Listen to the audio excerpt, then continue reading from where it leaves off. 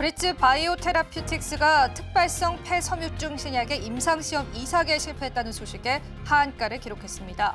이날 장시 작가 동시에 전날 대비해서 29.91% 하락하면서 6,280원으로 하한가를 기록 중입니다. 폐섬유증에 관한 유의미한 개선 효과를 확인하지 못했다는 분석이 나옵니다. 동원산업이 동원 F&B의 100% 자회사 편입 추진 소식에 강세를 나타냈습니다. 100% 자회사로 편입한다는 소식에 장 초반 7% 넘게 급등세를 나타내고 있고요. 15일 오전 9시 4분 기준으로 동원산업은 전거래일 대비해서 7.08% 오른 38,550원에 기록되기도 했습니다. 하나증권에서는 코스맥스가 1분기 역대 최대 실적을 낼 것이라고 전망했습니다. 글로벌 수출이 확대되면서 역대 최대 실적을 낼 것으로 전망했고요. 투자 의견을 매수했고 또 목표 주가를 22만 원을 유지하기도 했습니다. 전거래일 코스맥스의 주가는 16만 4,600원입니다.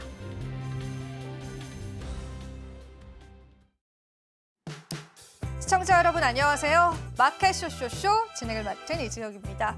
자, 오늘 국내 증시 같은 경우에는 그래도 오후장 들어서도 계속되는 빨간불을 유지해주고 있고요. 상승 종목과 하락 종목을 비교해 보더라도 우리 시장에 긍정 회로를 돌리기에 충분한 것 같습니다.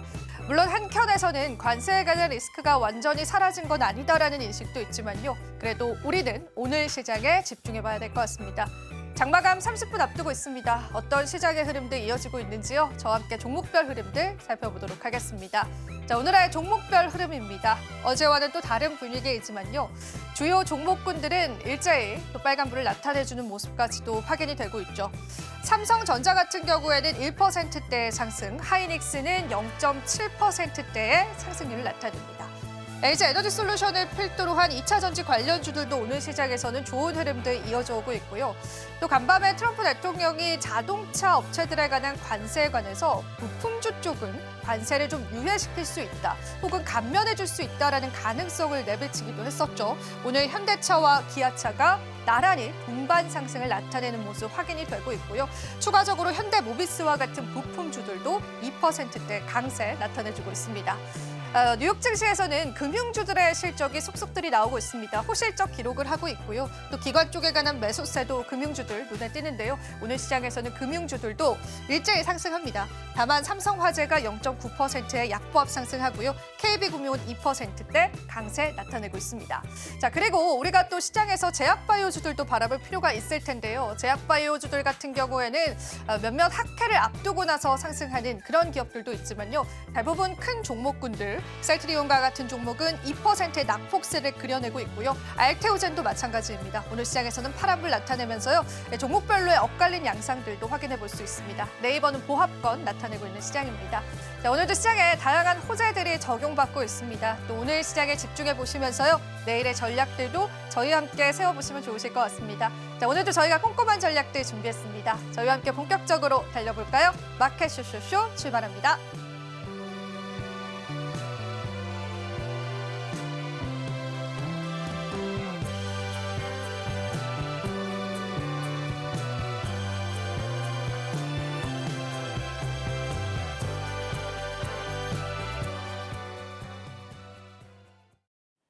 오늘 시장은 기업공시연구소의 변용인 대표님 모셨습니다. 대표님 안녕하세요. 네, 반갑습니다. 네, 저희가 또 오늘도 오후장 주도 섹터 이야기 나눠볼 텐데요. 우선은 시장 한번 체크해보고 오겠습니다. 잠시 후에 다시 찾아뵐게요.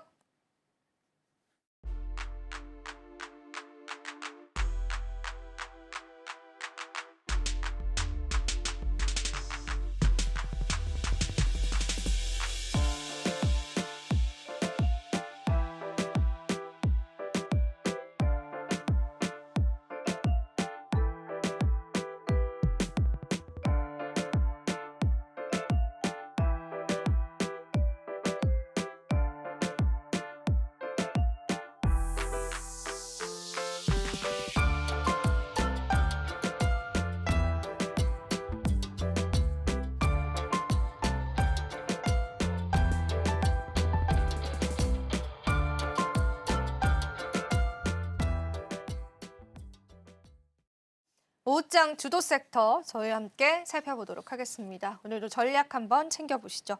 첫 번째 주도 섹터부터 열어보겠습니다. 오늘 오후장 주도 섹터 첫 번째는 로봇 쪽 바라볼 텐데요.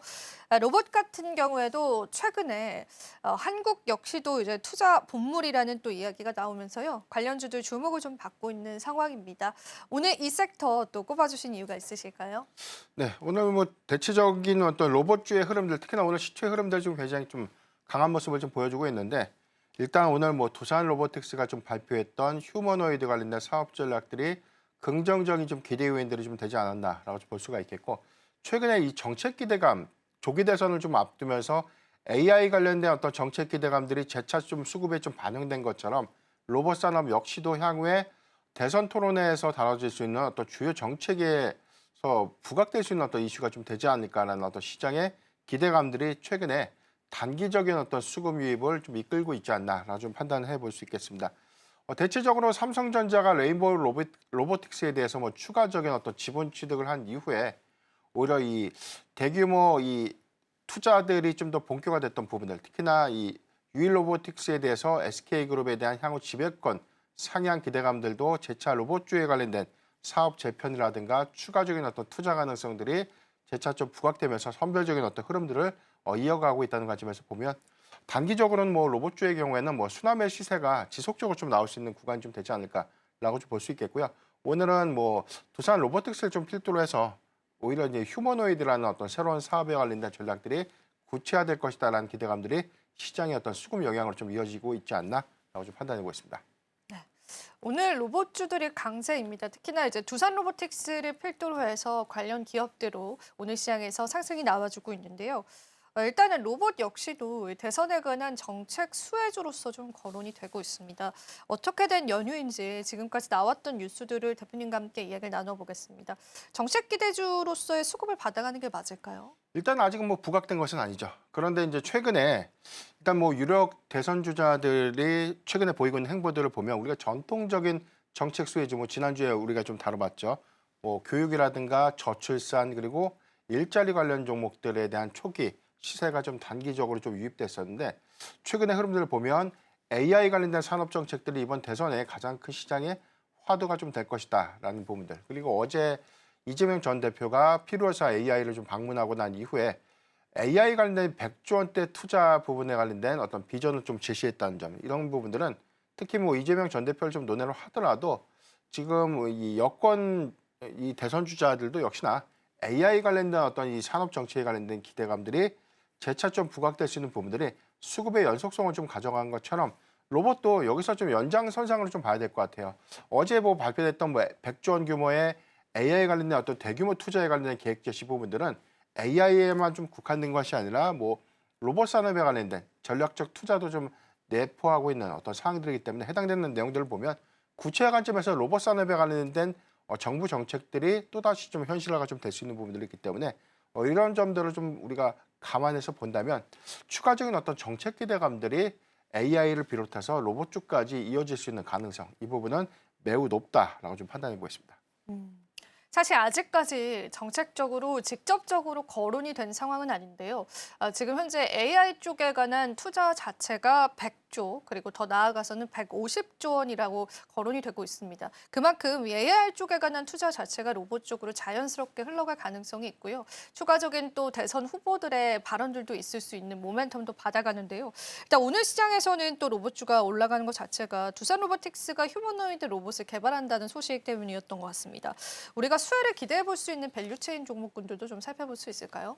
네, 대체적으로 보면 휴머노이드 로봇의 기술적인 메커니즘을 우리가 좀 잘 활용을 해봐야 될 것 같은데, 일단 인간형 로봇을 구현하기 위해서는 우리가 좀 뭐 기초적으로 보면 로봇의 관절 역할을 하고 있는 부분들, 특히나 제어를 하고 관절의 역할을 하면서 자유자재로 움직이고 해당되는 움직임을 제어하고 다시 좀 활동을 좀 이어가는 그런 것들이 기술적으로 좀 구현이 좀 돼야 될 것이기 때문에, 이런 부분들은 우리가 지금 흔히 알고 있는 멀티암이라는 좀 기술입니다. 그리고 충돌 회피와 이 자율 작업 계획을 수행할 수 있는 능력들, 그리고 여기에 대해서는 AI 그리고 AI 소프트웨어가 좀 탑재되는 두뇌 역할들이 좀 필요할 것이기 때문에, 일단 협동 로봇에 관련된 밸류체인 종목들이 휴머노이드 로봇의 부품단에서 가장 중요한 역할을 좀 할 것이다라고 볼 수 있겠고, 이 부분에 관련된 회피 능력이라는 것은 우리가 로봇의 자율주행 좀 기능을 갖고 있는 이송 로봇 같은 기업들. 그래서 앞에 뭐 사물을 예측해서 피해갈 수 있고 충돌을 좀 방지할 수 있는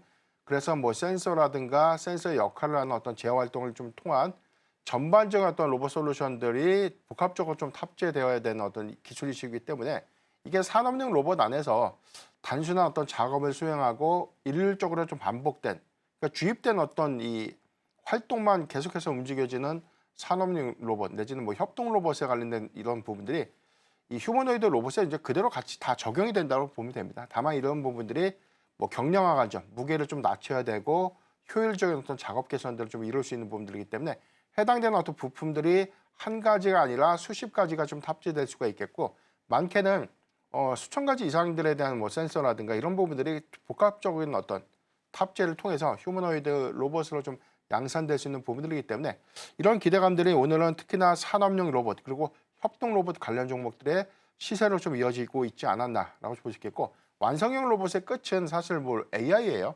그래서 이게 두뇌적인 역할을 해서 스스로 제어하고 사고하는 역할들을 얼마만큼 좀 잘 수행할 것인가. 이거는 휴머노이드 로봇 안에서도 두뇌 역할 관점에서는 지속적인 기술 고도화가 이루어지고 있다는 점을 좀 감안해 보면 현재 단기적으로는 협동 로봇 내지는 산업용 로봇에 들어가고 있는 주요 부품사들이 가장 큰 단기적 수익가 좀 이어질 수 있지 않을까라고 좀 판단하고 있습니다.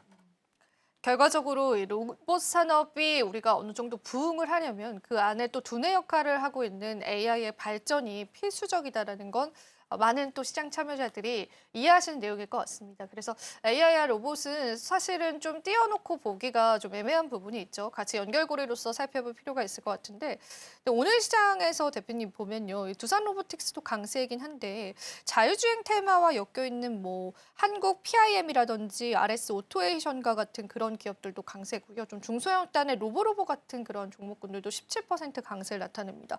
우리가 주가의 수익률적인 측면에서 봤었을 때는 이렇게 좀 중소형주 쪽을 투자하는 게 더 좋은 걸까요? 일단 뭐 센티 관점에서는 당연히 중소형주가 하나의 화두에 먼저 좀 반응하는 경향들이 있기 때문에 항상 뭐 제가 재차 강조해드리는 부분들 단기적 접근은 좀 가능하죠. 그런데 우리가 실적에 관련된 유형이라든가 기술적인 메커니즘이 과연 향후에 정말 직접적인 수혜주가 좀 될 것인가라는 부분들에 대해서는 저는 회의적이다라고 볼 수 있기 때문에 로봇주가 다 좋은 로봇주가 아니라 정말 독보적인 기술을 보유하고 있는 점 그리고 이게 실제 상용화 관점에서 향후에 휴머노이드 로봇이든 산업용 로봇이든 실적이라는 어떤 성과로 좀 이어질 수 있는 그런 어떤 가능성이 큰 종목들에 대한 옥석 가리기가 이제는 좀 필요하다. 그러니까 이전부터 좀 필요했어요. 일단 기대감들이 상당히 좀 로봇주에는 좀 많이 반영이 좀 된 모습이고 3월 31일 기점으로 보면 공매도가 재개되면서 역시나 로봇 섹터의 이 공매 비중들이 증가되고 있음을 우리가 좀 확인했었는데 이 부분은 앞으로 보여주는 성과 관점, 그래서 기술적인 어떤 측면이라든가 실적을 좀 수반하는 종목들의 어떤 주가의 어떤 움직임들은 좀 달라질 수 있는 어떤 가능성이 높지 않을까. 앵커님께서 말씀하셨던 것처럼 지금 이 자율주행 로봇에 관련된 종목들이 오늘 움직이고 있는 부분은 마찬가지로 휴머노이드 로봇은 스스로 움직이고 제어를 해야 되는 것이기 때문에 자율주행의 기능을 당연히 좀 탑재할 수밖에 없죠. 그래서 이제 센싱이라든가 아니면 좀 전방 예측, 후방 예측 같은 그런 어떤 위험물들, 사물을 예측할 수 있는 카메라 모듈과 뭐 센싱 같은 기술들 그리고 여기에 뭐 탑재되고 있는 두뇌 역할을 하는 이런 플랫폼들이 전반적인 어떤 기초 제어를 현실화했을 때만 일단 이 원초적인 어떤 휴머노이드 로봇의 양산은 좀 가능한 것이고 이게 앞으로 주어진 임무를 어떤 관점에서 더 많이 수행하느냐 이 관점은 AI의 어떤 두뇌 역할을 할 수 있는 부분들에 관련된 고도화가 좀 필요하다는 것이기 때문에 해당되는 기술들은 1차적으로 좀 끝나는 것이 아니라 앞으로 기술 고도화를 통해서 조금 더 빠르고 정확한 그리고 원가적인 측면들도 전량 부품의 어떤 의존도가 해외에 의존하는 비중을 낮추면서 국산화 비중을 높이는 그런 로봇주들이 오히려 향후에 어떤 장기적 관점에서의 오히려 또 수혜주가 좀 될 수 있지 않을까라고 좀 판단하고 있습니다. 트레이딩 관점에서는 중소형주가 유효할 수 있겠지만 우리가 실질적으로 뭐 재무적인 부분들도 살펴보고 시장에 지속되는 모멘텀을 살펴봤을 때는 두산 로보틱스와 같은 기업들 바라보는 전략이 조금 더 합리적일 것 같습니다. 그런 관점에서 지켜보시고요. 그럼 두산 로보틱스는 외국인 쪽의 대량 매물이 좀 걸림돌이 되지 않을까 그런 얘기가 좀 나옵니다. 전망은 어떻게 보실까요?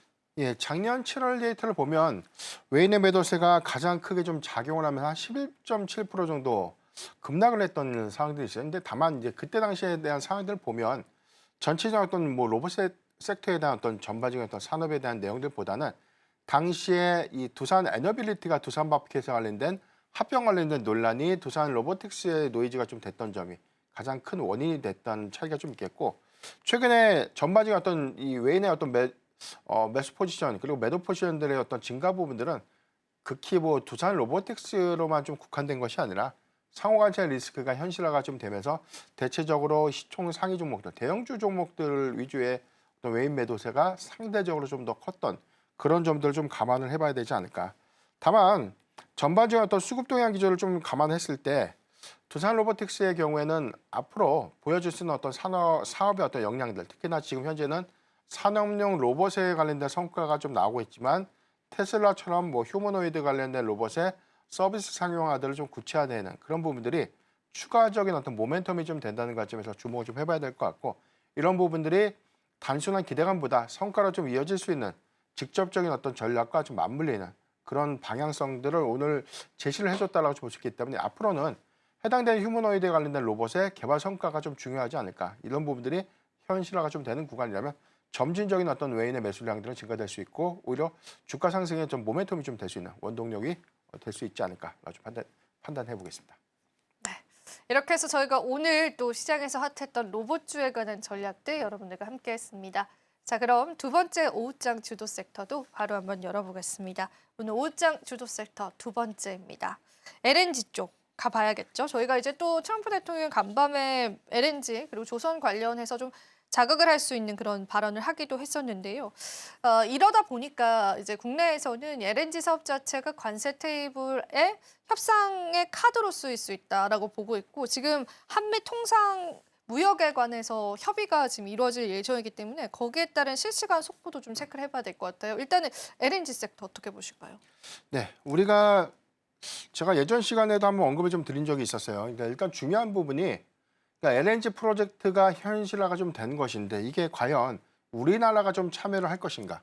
그러니까 이게 좀 중요할 것 같고, 일단 뭐 전체적인 어떤 이 상호관세를 90일 정도 유예받은 이 케이스는 사실 뭐 관세를 다시 협상할 수 있는 시간을 좀 내준 셈이죠. 미국 측에서. 그래서 이제 이 부분이 미국과의 어떤 이 관세를 좀 협상하는 이 과정에서 LNG 프로젝트에 관련된 참여 그리고 여기에 대해서 미국의 이 LNG를 수입하는 그런 부분들까지 같이 조금 패키지로 협상이 좀 진행이 되지 않을까라는 어떤 시장의 기대감들이 좀 일부가 좀 재차 좀 현실화가 좀 되고 있었고, 이 부분이 최근 어떤 수급 동향 과제에서 뭐 피팅, 강관 종목들에 대한 주가 연속성들로 확인이 좀 되고 있었는데, 일단 이 부분이 뭐 이번 주 안에 그리고 뭐 다음 주 안에 2차 뭐 통상을 통해서 현실화가 좀 됐다는 부분들은 저는 뭐 LNG 프로젝트에 관련된 이 국내 기업들의 참여가 저는 어느 정도는 뭐 포함되지 않을까. 그래서 이제 이 부분은 현실화 관점에 관련된 기대 요인들이 재차 좀 시장의 영향으로 좀 이어지고 있다라고 좀 볼 수가 있겠고요.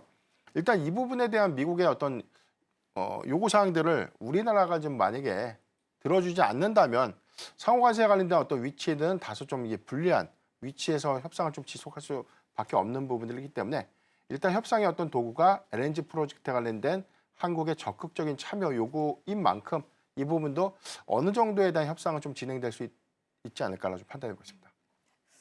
협상 카드를 우리가 쓸 수 있는 그런 품목이 있다면 LNG 쪽이 되겠습니다. 근데 사실은 이게 LNG 가스선을 여러분들이 이제 지도적으로 보셨을지는 모르겠는데 굉장히 이제 긴 가스선인데요. 이걸 사실 미국 정부에서 처음 시도했던 건 아니고 일전에도 시도를 했다가 실패를 하거나 무산이 됐던 경험이 있었던 사업입니다. 근데 이제 트럼프 대통령은 밀고 있는 상황이죠. 또 한 번 재차 실패할 가능성들도 거론되는 것 같은데 어떻게 보실까요? 단순하게 보면 이 대안고래 프로젝트와 좀 유사한 흐름을 가져가느냐 이 부분인데 전혀 좀 다르죠. 대안고래 프로젝트의 경우에는 유망 구조가 있는지 없는지를 원초적으로 지금 탐지를 먼저 해야 되는 숙제를 갖고 있는 것이고, 알래스카 유저는 이미 확보가 된 겁니다. 그러니까 경제성이라든가 뭐 채산성 여부들은 확보가 좀 된 부분들이기 때문에 끌어올려서 미국 본토로 좀 유입하는 이거를 지금 알래스카 LNG 프로젝트라고 지금 명명하고 있는 것인데, 일단 이 알래스카에서 미국 본토로 이 가스관을 가져오는 이 작업이 이게 단기적으로 좀 가능할까? 그래서 장기 프로젝트가 좀 되는 것이 명확할 것 같고요. 이 부분이 막대한 뭐 예산이라든가 전반적인 어떤 투자 부분들을 좀 수반할 수밖에 없는 그런 구조이기 때문에 사실 이 프로젝트가 좀 현실화가 좀 될 수 있을까라는 시장에 의문이 있는 것도 좀 사실입니다. 다만 이게 좀 명확하게 좀 진행될 수 있는 부분들은 알래스카에서 뭐 캐나다를 좀 관통해서 미국 본토까지 이제 파이프를 연결해서 좀 가져오는 방법이 있고, 두 번째는 알래스카에서 해상을 통해서 다시 미국 본토로 좀 연결하는 그런 부분들인데, 이런 경제성 부분들은 향후에 이 프로젝트 추진 과정에서 확정될 것이다라고 볼 수 있겠고, 저는 뭐 이 부분에 대한 어떤 대량의 예산 부분들이기 때문에 한국 혼자만 할 수 있는 것이 아니라 주요 동맹국이죠. 일본과 한국 그리고 대만의 적극적인 어떤 참여가 좀 유도된 만큼 저는 어느 정도 가시성 있는 어떤 프로젝트의 결론은 나와 있지 않을까라고 볼 수가 있겠습니다. 다만 이게 경제성 관점에서 한국에서 과연 이제 알래스카의 어떤 이 LNG 프로젝트를 좀 참여하는 것이 경제적인 좀 이득이 있는가라는 관점에서 해석을 해봐야 될 것 같은데, 실제 뭐 포스코 인터내셔널의 경우에는 전반적으로 이 뭐 호주라든가 미얀마의 가스전 관련돼서 본토에서 뭐 배로 좀 싣고 오는 그런 어떤 교역의 어떤 움직임들이 좀 있었고, 한국가스공사의 경우에는 전체 한 5개 지역에서에 대한 공급망들을 좀 갖고 있는데 유일하게 미국에 대한 공급망이 없습니다. 호주라든가 중동, 그다음에 아시아권에서에 대한 이 지분 투자 계획이 있었었고, 그다음에 캐나다의 경우에는 실질적으로 LNG 프로젝트에 좀 참여를 해서 지분 5% 정도를 현재 좀 보유하고 있거든요. 그래서 이제 이번에 알래스카 LNG 프로젝트의 현실화가 좀 된다면 한국가스공사가 얼마 정도에 대한 지분을 갖고 얼마만큼에 대한 금액을 투자할 수 있는가. 근데 이 한국가스공사가 혼자만 좀 결정할 수 있는 부분들보다는 뭐 컨소시엄에 대한 구성 요건이라든가 정부의 어떤 지원도 같이 좀 병행해야 되는 그런 숙제이기 때문에 이런 부분들은 뭐 관세 관련된 협상과 맞물리면서 어느 정도에 대한 어떤 이 금액이라든가 가이드라인이 확정되지 않을까라고 좀 전망해 보겠습니다. 네. 자, 오늘 시작에서도 LNG 관련한 일부 종목군들이 상승이 나와주는데요. LNG 관련한 조선주들도 시장에서 상승이 나오면서 이미 여러분들이 뭐 조선주들의 고점들은 계속 확인을 해보셨을 것 같고, 의외로 강관 쪽이 LNG선 이야기 나올 때마다 좀 강한 모습이 보여집니다. 세아 그룹주들만 봐도 그렇죠. 물론 처음 받았었던 그 탄력도만큼은 아니지만 오늘도 상승이 나와주는데요. 만약에 LNG발에 관한 호재가 이어진다면 이 조선이나 강관을 제외하고 우리가 기대해 볼 수 있을 섹터도 있을까요, 대표님? 단기적으로는 일단 뭐 강간 피팅 관련 종목들이 먼저 가장 큰 수혜가 좀 될 수밖에 없고, 실질적으로 실적이 연계될 수 있는 가장 좋은 종목들이 강간 피팅 종목이 좀 될 수밖에 없는 이유는 말 그대로 지금 알래스카에서 미국 본토로 파이프를 연결해서 가져와야 되는 것이기 때문에 강간 관련 종목들이 실질적으로 어떤 수혜가 좀 예상되어 볼 수 있는데, 전체적으로 지금 국내의 어떤 이 수급 동향들 보면 강간 피팅 종목들의 실질적 수혜주보다는 뭐 트레이딩 관점에서에 대한 수급만 좀 반영되면서 올라가는 종목들이 상당히 좀 많다는 점, 이 점을 좀 유의를 좀 해봐야 될 것 같고요. 옥석을 좀 가린다면 미국 내 생산 시설을 좀 보유하고 있는 가장 큰 캐파는 세아제강 USA입니다. 그래서 세아제강이 가장 큰 수혜가 좀 될 수 있겠고, 그다음에 현재 생산 시설에 관련된 캐파를 좀 확장하고 있는 넥스틸과 휴스틸 정도가 직접적인 어떤 수혜주가 좀 될 수 있지 않을까라고 좀 판단해 보겠고, 이 부분이 향후에 어떤 현실화가 좀 된다는 관점에서 LNG 수요가 증가될 수 있기 때문에 조선업에도 호황이 될 수 있겠지만, 이후에는 상사 관련 종목들이죠. 포스코 인터내셔널이나 LX 인터내셔널 같은 그런 기업들이 전반적으로는 뭐 사실 미국의 LNG 수출을 통해서 각국에 매입해서 이제 파는 그런 전략들 안에서에 대한 수익을 창출할 수 있다는 관점에서 상사업 정도도 호재가 좀 될 수 있지 않나라고 좀 판단해 보겠습니다. 예, 좋습니다. 저희가 이렇게 해서 LNG 관련해서 지금 현 시점에서 어떻게 점검해보면 좋을지 같이 이야기 나눠봤습니다. 자, 우리 시장 장마감 향해서 가고 있습니다. 오늘은 어떤 특징주들이 또 시장에서 큰 변동성 나타냈는지 살펴보셔야겠죠. 자, 오늘도 저희가 장마감 특징주 시간 준비되어 있습니다. 잠시 후에 저희는 다시 찾아뵐게요.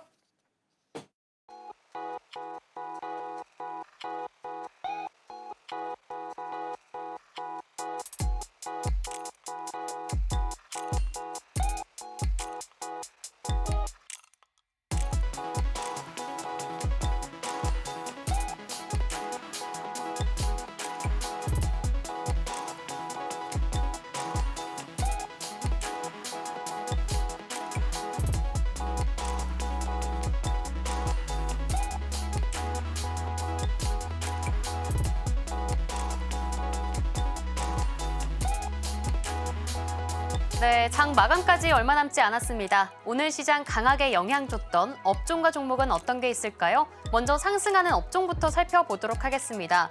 오늘 첫 번째 상승하는 업종 바로 교육이었습니다. 교육 같은 경우에는 어제 시장을 선두했던 이 AI의 영향을 받은 것으로 보여지고 있는데요. 양대 정당이 모두 AI 교육과 디지털 교과서 도입에 있어서 긍정적인 반응을 보이고 있습니다. 그러면서 오늘 로보로보, 벡트, 비상교육, 마지막으로 FSN 같은 종목들이 일제히 오름세 보여줬습니다. 다음으로는 도시재생 역시도 오늘 좋은 흐름 보였습니다. 요즘 싱크홀, 이 땅꺼짐과 관련된 소식이 전국 각지에서 일어나고 있는데요. 오늘은 서울 중랑구, 광주 동구 등에서 일어났고요. 최근에는 부산 사상구, 서울 마포구, 강동구 등에서 일제히 계속 들려오는 소식이었습니다. 이 원인이 바로 낡은 하수관 때문이라고 꼽혀지고 있는데요. 이 때문에 오늘 도시재생이 각광받았습니다. 오늘 종목들 뉴보텍, 웹스, 그리고 누리플랜, 세기상상까지 상승세 보였네요. 다음으로 하락하는 업종은 제약바이오 골라왔습니다. 어제 같은 경우에는 제가 상승하는 업종으로 골라왔던 제약바이오였는데요. 오늘은 개별 종목들의 이슈들로 하락골이 깊었습니다.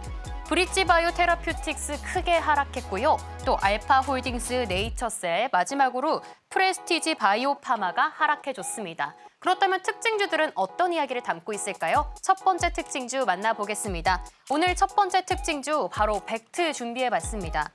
어제 같은 경우에는 이재명 전 더불어민주당 대표가 퓨리오사 AI를 방문한 바 있죠.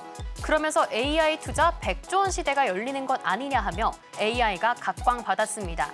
더불어민주당뿐만이 아닙니다. 국민의힘 역시도 AI 기반 교육에 있어서 긍정적인 반응 보여주고 있고요. 디지털 교과서 도입도 서둘러서 준비하고 있습니다. 이에 디지털 사이니지 전문 기업인 이 벡트가 오늘 시장의 주목을 크게 받았습니다. 국내에서 전자칠판을 납품하는 데 2위를 기록하고 있는 종목인데요. 최근에는 AI 기술 발전뿐만 아니라 XR, AR, VR까지 그 접형을 넓혀가고 있으면서 MOU도 체결하고 있습니다. 6월 대선에서 AI 교육이 양대 정당의 공통 의제로 떠오르는 만큼 계속 함께 체크해보시는 게 중요할 것 같습니다. 이어서 장중 흐름 만나보도록 하겠습니다. 오늘 장중 흐름입니다. 시작할 때는 하락하나 했는데요. 이내 12시부터 상승부를 키워줬습니다.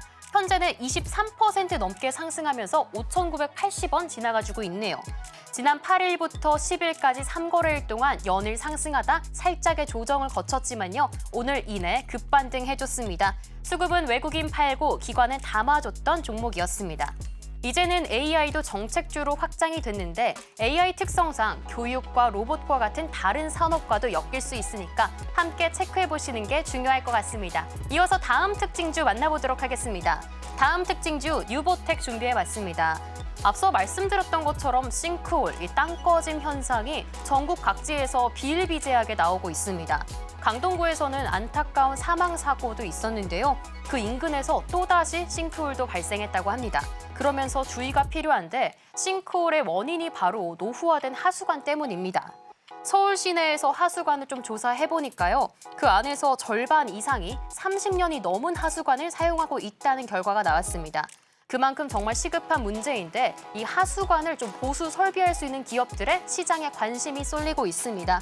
뉴보텍 같은 경우에는요. 특히 땅을 파지 않고도 기존의 관을 철거하지 않고도 재생 기술을 할 수 있는 기업이기 때문에 각광받은 것으로 보여지고 있습니다. 이 노후화된 하수관 안쪽에 PVC 소재 관을 넣어서 좀 재관하는 튼튼한 그런 기법이라고 합니다. 도시 환경을 지탱해줄 수 있는 이런 기술을 갖고 있는 뉴보텍, 어떤 장중 흐름 보였을까요? 오늘 장중 흐름 살펴보도록 하겠습니다. 장 시작할부터 강한 상승세 보여주고 나서요. 10시를 기점으로 상한가, 지금까지도 유지해주고 있습니다. 현재도 상한가에 1,615원에서 지나가는 모습 보여주고 있습니다. 수급 살펴보시며 외국인과 기관 모두가 담아줬던 고마운 종목이었네요. 앞으로 전국의 싱크홀 사고가 조금 줄어들었으면 하는 마음과 함께 이 뉴보텍 같은 도시재생 기업들의 흐름도 함께 체크해 보셔야겠습니다. 그렇다면 마지막으로 다음 특징주 살펴보겠습니다. 마지막 특징주 바로 브릿지바이오 테라퓨틱스 준비해봤습니다. 오늘 제약바이오 안에서는 개별적인 이슈들이 많이 나왔는데요. 브릿지바이오 테라퓨틱스는 기대를 크게 모았던 만큼 오늘 하락의 깊이도 깊었던 것으로 보여주고 있습니다. 폐섬유증에 있어서 신약 후보 물질에 있어 임상 이상에서 유효성 입증에 실패했기 때문인데요. 주요 지표 데이터를 분석한 결과 1차 평가 지표인 24주차 이 강제 폐활량 변화에서 유의미한 개선 효과를 발견하지 못했습니다. 시장의 관심을 받았던 만큼 오늘 실망감도 컸던 것으로 보여지고 있는데요. 당사는 앞으로 임상 개발과 이를 전략에 있어서 좀 수정을 거칠 것이라고 발표했습니다. 이어서 장중 흐름 살펴보도록 하겠습니다. 장중 흐름 보면 오늘 하한가에서 시작해서 하한가로 끝났습니다. 바닥에서 일직선 그리는 모습 보여주고 있습니다. 이렇게 오늘 상승과 하락을 오갔던 특징주 이야기 모두 나눠봤습니다.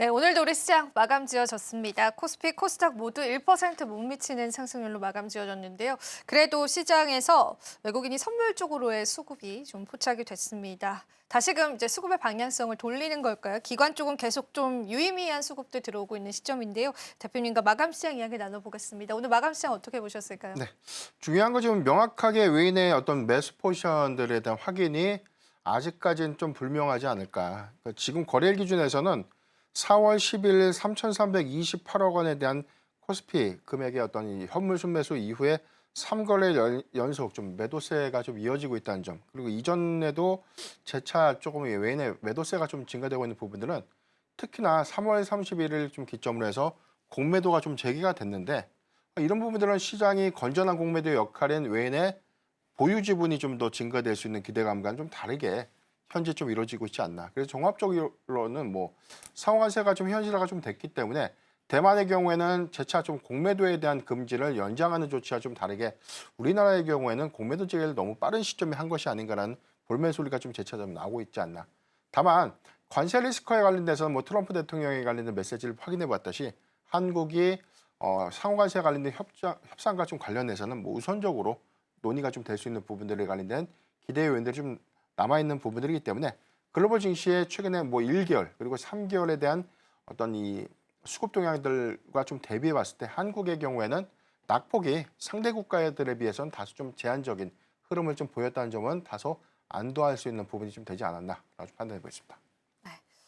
사실 전반적인 아시아 증시가 좀 힘든 상황 속에서 이제 국내 증시 자체가 어느 정도의 단단한 체력을 지켜주고 있는 건 사실입니다. 우리가 또 그런 맥락에서 우리 시장 해석해 볼 수 있겠습니다. 자, 저희는 이제 마감 시장을 지나왔고요. 내일 시장에 관한 전략, 또 앞으로의 시장에 관한 전략들을 시장을 이기는 뉴스를 통해서 같이 살펴보면 좋을 것 같은데요. 자, 오늘도 뉴스 미리 보기가 준비되어 있습니다. 오늘은 저희 어떤 뉴스에 주목을 해볼까요? 네, 시장을 이기는 뉴스 미리 만나보는 코너입니다. 오늘의 뉴스 바로 바이오인데요. 앞서 특징주에서는 하락을 이끌었던 업종이었지만 국내 바이오 기업들이 눈여겨보고 있는 글로벌 이벤트가 있습니다. 세계 최대 규모의 종양학 학회에서 차세대 항암 기술을 선보일 예정인데요. 미국 암학회, 즉 AACR 2025가 오는 25일에서 30일까지 개최됩니다. 이 학회는 미국 임상종양학회, 유럽 종양학회와 함께 세계 3대 암학술학회로 꼽히는데요. 전 세계 수천 명의 연구자와 기업 관계자들이 모여 최신 연구 결과와 치료 기술을 공유하는 자리입니다. 이 자리가 중요한 이유는 바로 임상 1상이나 전임상 단계의 초기 데이터를 발표하는 경우가 많아서입니다. 연구 중심의 학회이기 때문인데요. 여기에 더해 기존에 공개되지 않았던 새로운 항암 파이프라인이 최초로 공개되기도 합니다. 이를 통해 다국적 제약사에게 기술 이전이나 공동 개발을 진행할 수 있는 기회로도 각광받고 있습니다. 세계의 관심을 받는 자리에 국내 바이오 기업들도 기술을 선보일 예정입니다. 국내 기업들 중에서는 리가켄 바이오, 온코닉 테라퓨틱스, 신라젠 등이 참가하는데요. 리가켄 바이오는 면역 항암제로 개발 중인 작용제, LCB39와 ADC 플랫폼 기술 이전을 통해 후보 물질이 도출된 건에 대한 전임상 연구 결과를 발표합니다. 온코닉 테라퓨틱스는 차세대 이중저해 표적 항암제 신약 후보 물질인 네수파립의 위암 관련 비임상 연구 결과를 발표하고요. 신라제는 개발 중인 항암제 연구 결과 3건을 포스터 발표합니다. 네, 앞으로 제약바이오학회에서 어떤 이야기가 나오는지 주목하시는 게 중요할 것 같습니다. 또 개별 업종들에 대한 이 호재들도 어떤 소식들 있는지 함께 체크해 드리겠습니다. 자세한 이야기는 이어서 나눠보겠습니다. 지금까지 뉴스 미리보기였습니다. 시장을 이기는 뉴스 같이 한번 나눠보겠습니다. 오늘 첫 번째 주제부터 열어주시죠. 자, 오늘 시장을 이기는 뉴스는 K제약바이오가 하반기에 주도 섹터 될 수 있을까? 그 이야기를 좀 나눠볼 텐데요. 결론부터 말씀해 주신다면 어떻게 보실까요? 네, 결론부터 말씀드리면 당연히 주도 섹터가 좀 될 수 있죠. 아, 그렇습니까? 예, 일단 네. 전체적으로 제약바이오 섹터가 좀 하락하게 된 원인을 좀 찾아야 될 것 같은데 첫 번째가 금리가 내린다고 했는데 금리가 내리지 않고 오히려 올라가지는 않았지만 금리 인하의 속도가 재차 좀 지연됐던 점. 그래서 금리가 다소 매파적인 정책으로 좀 바뀌면서 이게 시장의 노이즈가 좀 첫 번째 됐고요. 두 번째는 상호화세 부과에 의약품이 포함될까. 그래서 이제 결론적으로 봤을 때는 상호화세가 의약품 품목에는 뭐 제외는 좀 됐습니다. 그런데 최근에 나온 이야기들이 의약품이 품목별 관세에서 부과가 좀 될 수 있다. 이에 대한 뭐 안보 조사를 좀 지시했다라는 부분들이 전반적인 어떤 투심을 좀 위축시켰던 배경이 좀 되지 않았나라고 볼 수 있기 때문에 개별적인 제약바이오 섹터들에 대한 최근 성과들을 보면 향후 한 2년 전까지만 하더라도 이렇게 성과를 좀 낼 수 있었을까? 그러니까 이전에는 임상을 한다더라, 임상에 관련된 뭐 효능이 있었다더라 이런 카더라의 주가가 좀 강하게 움직였던 그런 흐름이었다면 최근의 기조들은 미국 FDA 승인 허가 그리고 라이선스 아웃 즉 기술 이전을 통한 성과가 좀 확인되면서 뭐 숫자로 좀 찍히는 그래서 단기 마일스톤이 회사의 어떤 실적으로 좀 유입됐고 이 부분이 긍정적인 어떤 기대 요인들로 확인이 좀 됐던 점들이 제약바이오 섹터에 대한 신뢰성들이 상당히 좀 완화되거나 높아지는 계기가 좀 됐다는 점을 참고하면 좋을 것 같습니다. 다만 이런 것들을 좀 논의를 하더라도 최근에 이 조정의 빌미가 좀 됐던 부분들이 역시나 상호관세 부과가 현실화가 좀 됐던 부분, 이 부분은 제약바이오 섹터를 좀 논의를 하더라도 모든 기업들, 특히나 뭐 글로벌 증시가 같이 페닉스의 영향을 좀 받았다는 관점에서 이 부분은 특정한 어떤 이유를 좀 찾기는 좀 애매한 그런 부분들이 좀 있고 이런 것들이 뭐 지난 1분기 이후에 4월부터는 충분한 좀 기대 요인들이 좀 될 수 있는 부분들은 학회 이벤트가 4월과 5월 연달아서 좀 개최되는 어떤 개별적인 어떤 요인들이 모든 섹터들에 대한 어떤 기대 요인들보다는 어떤 종목별 편차에 따른 어떤 일단 성과 기대감들이 아직은 좀 유효하지 않을까라고 좀 판단하고 있습니다. 그래도 주도 섹터로서의 기대를 해볼 수 있을 것 같습니다. 일단은 전반적으로 지금 제약주들이 그간 또 조정을 겪기도 했었잖아요. 근데 일단 우리가 하반기에는 금리 인하라는 카드를 좀 기대하고 있기 때문에 이에 따른 또 수혜를 받을 수가 있고 사실 의약품에 관해서도 관세를 부과하겠다라는 뉘앙스는 주지만 실질적으로 현실화 가능성이 없다라는 게 이제 지난주에도 대표님과 이야기를 나눴습니다. 미국 내에서는 이제 약값이 굉장히 또 중요한 부분이기 때문에 그렇죠. 이게 트럼프 입장에서도 쉽게 관세를 매긴다라는 게 좀 불가능하다라고 보는 관점에서 본다면은 우리가 개별주들의 제약주들 살펴볼 필요가 있을 것 같은데 일단은 우리가 ASCR 미국에 있는 아마케죠. 요거 이제 11일 정도 남겨두고 네네. 있는데 그 기대감 모멘텀 가져갈까요, 대표님? 네, 충분히 좀 이어갈 수 있다라고 볼 수 있는데 시장에 일단 단서가 갑자기 유의했던 뭐 상호관세를 다시 없었던 일로 하겠다. 이런 뭐 극단적인 어떤 시장의 변동성을 초래할 만한 그런 이슈가 아니라면 일단 제약바이오 섹터의 이 단기 일정 이벤트는 좀 기대 요인들이 좀 되지 않을까. 한 25일 날 좀 개최가 좀 되고요. 3대 아마케라고 하는 미국의 AACR의 경우에는 과거까지만 하더라도 작년까지만 하더라도 사실 뭐 AACR은 이렇게 보시면 돼요. 이 기초 파이프라인을 공개하거나 일단 뭐 주력 파이프라인에 대한 연구 성과라든가 해당되는 데이터, 그다음에 임상 지표 같은 것들을 공개해서 평가를 좀 받는 그런 자리가 아니라 일단 기본적인 어떤 이 신약 개발하고 있는 그런 기업들이 앞으로 우리는 이런 치료제를 한번 개발해 보겠습니다. 내지는 앞으로 이러한 방향성을 갖고 우리가 신약 개발을 추진할 예정입니다. 라는 어떤 방향성이라든가 기초 임상 데이터 정도로만 좀 발표하는 그런 자리였다면 올해는 좀 달라질 수 있는 역량들이 성과를 좀 발표하는 거예요. 그러니까 이게 신규 파이프라인이 아니라 주력 파이프라인에 대한 비임상 데이터라든가 해당되는 플랫폼을 응용해서 비임상 데이터, 즉 동물 실험을 통한 결과를 발표해서 이게 단기적인 어떤 효용 지표를 확인하게 되면 다음 단계인 전임상 단계, 임상 1상 단계까지 좀 진입될 수 있는 기대 요인들이 좀 될 수 있기 때문에 임상 1상에서 출발을 한다는 것은 해당되는 파이프라인이 사람한테 얼마만큼에 대한 약물의 효능을 입증시키면서 생존율을 늘려갈 수 있는가라는 부분들, 이런 것들에 관련된 기대감이 좀 될 수 있는 부분들이기 때문에 명확하게 비임상 데이터에 관련된 성과가 좀 우월하다면 임상 데이터에 관련된 기대감 내지는 향후에 종국적으로는 시판 허가라는 기대감, 그리고 여기에 대해서 단계적인 어떤 마일스톤을 유입시킬 수 있는 기술 이전에 관련된 계약 성과에 관련된 모멘텀으로도 좀 부각될 수 있는 요인들이기 때문에 일단 기대의 요인들이 좀 될 수가 있겠고요. 우리가 좀 익히 알고 있는 것처럼 최근에 기술 이전에 관련된 성과가 좀 입증됐던 뭐 ABL 바이오 같은 4조 1천억 원대 기술 수출했죠. 이 부분이 유한양행과 비임상 데이터, 지금 이 항암제에 관련된 플랫폼을 좀 적용해서 사실 이 부분에 관련된 이 동물 실험에 관련된 결과가 이번에 이 AACR에서 일부 좀 발표가 좀 되고 있고, 성과적으로 보면 많은 기업들에 대한 이 참여 발표가 있어요.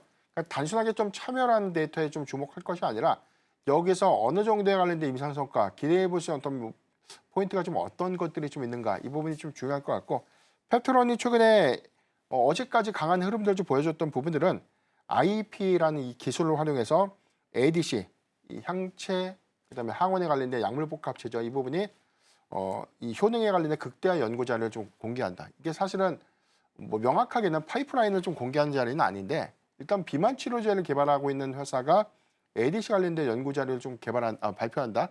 그러니까 이 부분이 시장의 단기적인 어떤 주목을 좀 받았던 상황으로 좀 해석해 볼 수 있겠고, 지금 뭐 프레스티지 바이오 파마라든가 파러스 아이 바이오, 그다음에 뭐 보로노에 같은 종목들이 지금 주로 파이프라인에 관련된 임상 성과를 발표한다는 관점에서 여기서 중요한 단서를 좀 찾을 수 있다는 관점에서 충분한 기대 요인들이 좀 되지 않을까라고 좀 말씀드리겠습니다. 일단 글로벌 학회를 좀 주시를 하면서 그 안에 있는 개별적인 기업들의 임상 결과 그리고 기술 이전에 관해서 주목해 보면 좋겠는데요. 근데 저희가 사실은 대표님 지난번에도 유럽 폐암학회 이야기를 나누면서 주가 상승을 기대했었는데 실질적으로 좀 미비했던 게 좀 기억이 나요. 근데 이제 이번에 암학회도 그런 현상이 나오진 않을까.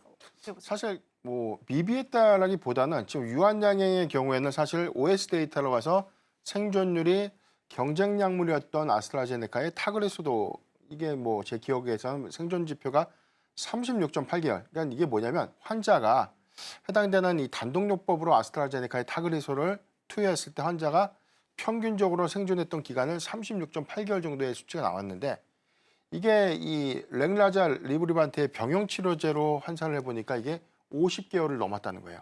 그래서 중요한데 중앙값 확인을 못했다. 이게 뭐냐면 환자가 사망하지 않고 살아있다는 거죠. 그러니까 당연히 이 개월수를 환산할 수 없기 때문에 중앙값은 나오지 않는 것이죠. 근데 단순하게 지금 지표로 활용할 때 50개월이니까 이 부분은 60개월이 될 수 있고 70개월이 될 수 있다는 것이죠. 이런 관점에서 보면 경쟁 약물의 단독요법 대비해서 정말 유의미한 성과를 냈음에도 불구하고 시장의 어떤 주가 반영이 좀 그렇게 크지 못했던 이유는 관세 리스크가 하필이면 그게 발목을 그렇죠. 잡았나요? 그게 좀 가장 컸던 부분들이었고, 그다음에 알테오젠의 경우에도 지금 IV 제형제 대비해서 SC 제형제로 좀 전환됐을 때 비열등성 지표로 가서 IV 제형제 혈관 주사 맞았을 때와 살 주사 맞았을 때 효능이 똑같은가, 이걸 보는 자료인데 미니임상 3상의 결과는 뭐 오럴 세션이라고 해서 5분밖에 안 됩니다. 이게 프레젠터 시간이. 그러면 이 부분은 아스코에서 세부 데이터가 좀 나올 것이기 때문에 일단 뭐 간만 종합적인 어떤 대응을 보면 비열등성 지표 확인했다라는 부분들이 있고, 이 부분은 다시 뭐 5월 달에 아스코 2025에서 뭐 새로운 어떤 내용들, 그다음에 여기 관련된 세부 데이터에 대한 확인이 가능할 수 있는 부분들이기 때문에 기존의 IV 제형제 대비해서 SC 제형제가 조금은 더 효능이 있었다. 이 정도만 발표되면 이건 굉장히 좀 거죠. 파급이 좀 커지겠죠. 그래서 이 부분은 특히나 하반기 3분기 말로 좀 예정되고 있는 키트로다 SC 제형제 관련된 승인 가능성 내지는 향후에 IV 제형제 대비해서 시장의 어떤 경쟁력 있는 판매량도 추정이 가능할 정도의 어떤 기대 요인들이 좀 될 수 있기 때문에 사실 이런 부분들은 가능성 관점에서 우리가 주목을 좀 해봐야 될 것 같은데, 브로이의 경우에도 사실 초록 발표만으로도 주가가 좀 급등을 했습니다. 이 부분이 세부 데이터가 이번에 AACR에서 좀 나오는 것이기 때문에 다 좋은 것이 아니라 정말 기술 이전의 성과라든가 신약 허가의 가능성들이 높아진 그런 종목들의 경우에는 추가적인 상승 내지는 수급의 연속성을 좀 더 보여줄 수 있지 않을까라고 좀 판단해 보겠습니다. 예. 우리가 이제 제약바이오주는 좀 개별적인 이슈들을 봐야 되는 게 좀 맞는 것 같은데요.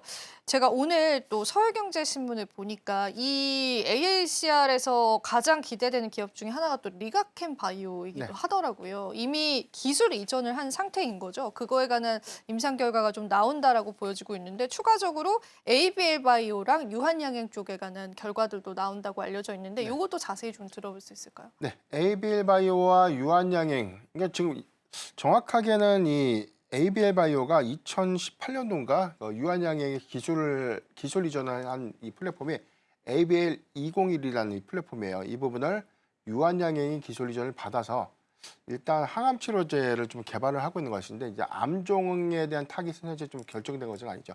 그러니까 비임상 데이터라는 것은 어떤 암을 타깃으로 할 것인가에 대한 여부보다는 해당 데에서 정말 이제 효능 지표가 좀 있는가 정도, 그다음에 뭐 독성이라든가 기초적인 어떤 안전성 내지는 유효지표 값들이 얼마만큼 유지가 되었는지 정도 확인하는 것이기 때문에 사람을 좀 대상으로 하는 임상 시험과는 좀 약간 대조적인 어떤 시험이라고 좀 보시면 될 것 같고, 최근에 이 ABL 바이오가 좀 주목받았던 이 플랫폼이 이게 이 뇌혈관 장벽을 침투하는 기술입니다. 그러니까 셔틀 플랫폼 그랩바디비라는 건데, 그러니까 이 기술이 이번에 유한양행의 기술 이전을 했던 플랫폼과 좀 다소 유사한 해당되는 플랫폼을 좀 적용하는 어떤 비임상 데이터라는 관점에서 주목을 좀 해봐야 될 것 같고, 이게 최근에 4조 1천억 원 규모의 GSK에 이제 기술 이전이 됐는데 이게 뭐냐면 뇌와 그러니까 사람의 어떤 이 두뇌를 좀 감싸고 있는 그 부분은 혈관과 두뇌가 있으면 이 부분을 보호하는 뇌혈관 장벽이 있습니다. 이거는 뇌로부터 뇌 안으로 뭐 이 바이러스라든가 외부 물질들이 유입되지 못하도록 차단하는 그런 보호막인데, 인체 구조상 이 뇌혈관 장벽을 침투하면 당연히 사람이 뇌가 충격을 받기 때문에 당연히 이제 어렵죠.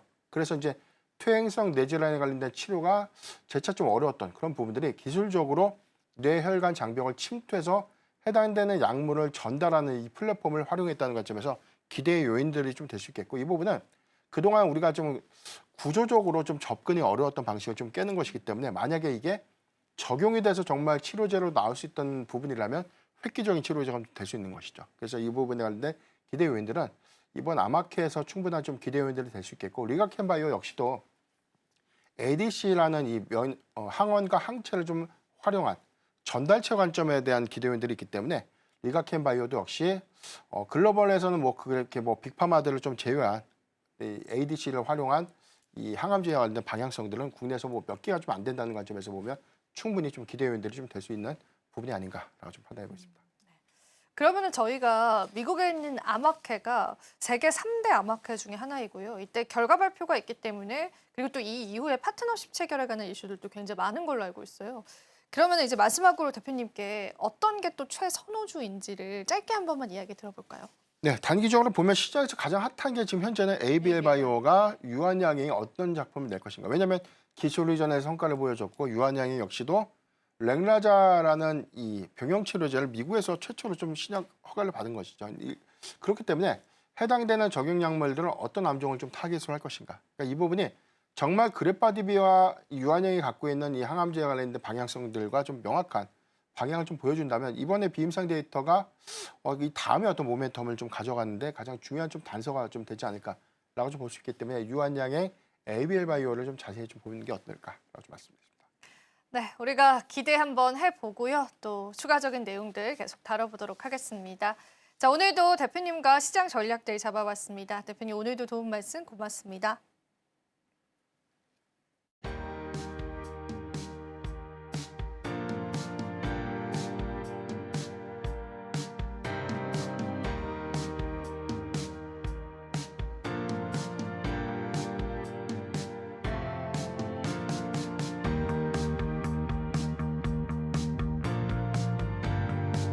네, 오늘 시장도 여러분들 고생 많으셨습니다. 하루가 다르게 또 변화하는 시장이죠. 저희가 또 언제나 발빠른 소식들 여러분들과 함께 할게요.